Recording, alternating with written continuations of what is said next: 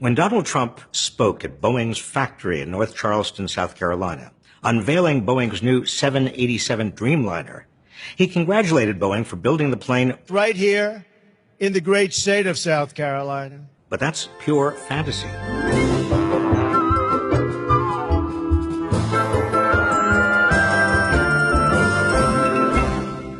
Trump also used the occasion to tout his America First economics, stating, "Our goal as a nation must be to rely less on imports and more on products made here in the USA." Trump seems utterly ignorant about global competition and about what's really holding back American workers.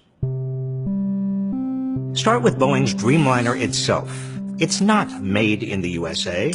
It's assembled in the USA. Most of the parts and almost a third of the cost of the entire plane come from overseas.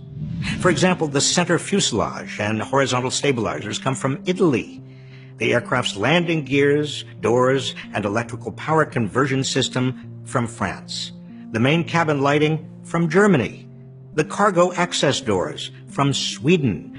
The lavatories, flight deck interiors, and galleys from Japan. Many of the engines from the UK. The movable trailing edge of the wings from Canada. Notably, the foreign companies that made these parts don't pay their workers low wages.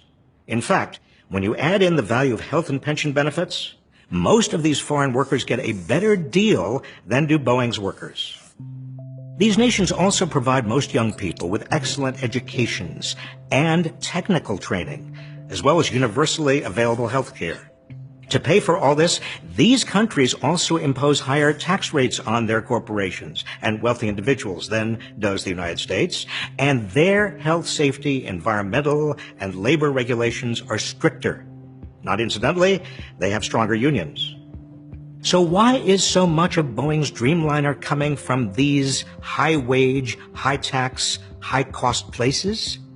Because the parts made by workers in these countries are better, last longer, and are more reliable than parts made anywhere else. There's a critical lesson here. The way to make the American workforce more competitive isn't to build an economic wall around America.